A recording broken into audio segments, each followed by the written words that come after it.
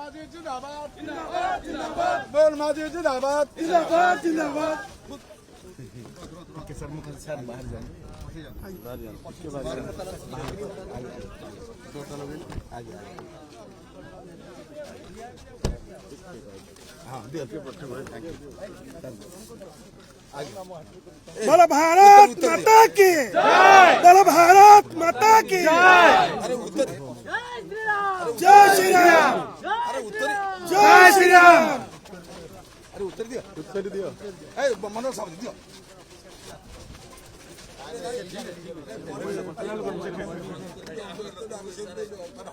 जय श्री राम जय श्री राम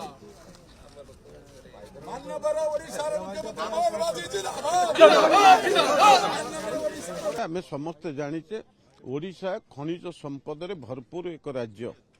एवं एथिरे आज जो खनि मंत्री मानकर सम्मेलन होची मु गर्वित जे मो संसदीय क्षेत्र जगतसिंहपुर ठारे कोणार्क ठारे आज जो खनि मंत्री मानकर सम्मेलन होची आमर प्रिय मुख्यमंत्री मान्यवर मोहन चरण माझी केंद्र मंत्री धर्मेंद्र प्रधान एवं 16टी राज्यर ये जो खनि मंत्री माने एथिरे सामिल हेबे एथिरे मुख्यतः गोटे कथा आसीबो जे ये जो खनिज संपद को ठिकणा भाव में किभली भाव में विनियोग करा जाई परिबो एठी किभली भाव में मूल्ययुक्त कारखाना करा जाई परिबो खनिज संपद को एक रप्तानीकारी सामग्री भाव में व्यवहार करा न जाई एथिरु आमे जो उत्पादन करिबा जो सामग्री गुड़िक ताकू जदि आमे विदेश को रप्तानी करिबा ताहले विदेशी पुंजी की जदि आम देश को आमे आनिले ताहले आम अर्थनीतिर विकास हो पार अर्थनीति समृद्ध हो पार तेणु से दृष्टिकोण खनिज संपद को ठिकणा भाव में विनियोग करा एवं विभिन्न राज्य खनिर रॉयल्टी जो भली भाव में पाउथिले ताहा किभली भाव में अधिक पाइबे अपरपक्षे जो जगार खनिज संपद उत्तोलन हम से जगार डीएमएफ फंड लोकों हित पई कामेरे लागिबो ये कथाटा को मध्य देखा जिवो अपरपक्षे आमर खनिज संपद विभिन्न राज्य रे केते परिमाण गच्छित अच्छी को खनिज संपद अच्छी आयरन ओर केते अच्छी मैंगानीज केते अच्छी एवं विभिन्न खनिज संपद आमे मध्य आकलन करा जाई परिबो एवं ता सहित समग्र भारत वर्षर विकास रे खनिज संपद को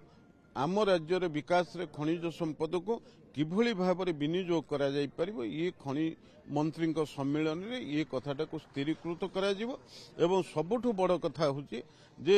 आम राज्यर आज जेतिक खनिज संपद अच्छी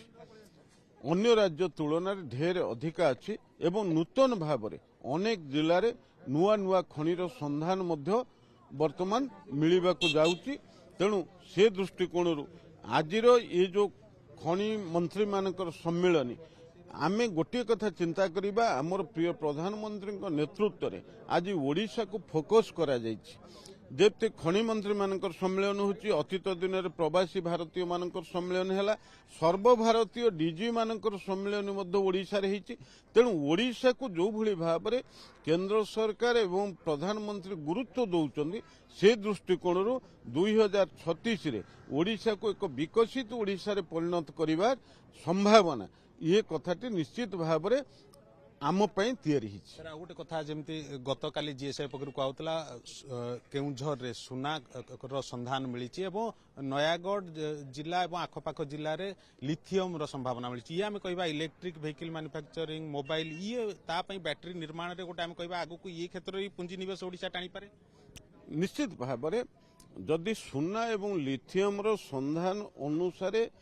आमे प्रथमे आकलन करिबा यार साइंटिफिक टीम जाइकरे आकलन करिबो केते परिमाण रो लिथियम किमा सुना मिली परिबो जहा फल रे आमे ये खनि गुडी को उत्तोलन कला परे एगुडी को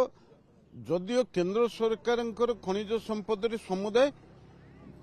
अधिकार अछि किंतु रॉयल्टी दृष्टिकोण आम राज्य अधिक लाभवान हबो तेणु से दृष्टिकोण ये खनिज संपद आम राज्यर विकास रे एक बड़ सहायक होबो।